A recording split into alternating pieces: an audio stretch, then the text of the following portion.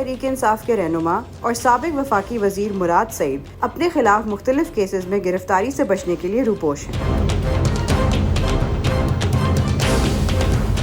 वो काफ़ी अरसे से सियासी मंजरनामे से गायब हैं, लेकिन अपनी जमात और कारकुनान को मुनज़्ज़म करने और सियासी तौर पर उन्हें फ़ाल रखने के लिए पसे पुश्त इंतहाई सरगर्म हैं। मुराद सईद पार्टी क़यादत और यूथ विंग के साथ राब्ते में रहकर सियासी मनसूबाबंदी में अहम किरदार अदा करते हैं। अकरम खटाना ने कहा कि 9 मई के बाद मुराद सईद खामोश नहीं रहे, बल्कि मुश्किल वक्त में भी कारकुनान से किसी न किसी तरह राब्ते में रहे। वो मुसलसल पैगाम देते रहे और जुल्म के खिलाफ आवाज़ उठाते रहे, जिससे उन जैसे कारकुनान को बड़ा हौसला मिला। तहरीक इंसाफ के एक सीनियर रहनुमा ने नाम ना जाहिर करने की शर्त पर बताया कि मुराद सईद पार्टी क़यादत के साथ राब्ते में रहते हैं। उनका मरकजी क़यादत के अलावा यूथ विंग और सोशल मीडिया विंग के साथ भी राब्ता रहता है। पीटीआई के एक सीनियर रहनुमा ने बताया कि मुराद सईद ने पुरअमन एहतजाज पर जोर दिया और यूथ विंग को एहतजाजी मुजाहरे मुनाकिद करने की तजवीज़ दी, जो काफ़ी हद तक कामयाब भी रही। उन्होंने बताया कि मुराद सईद ने रवां माह भी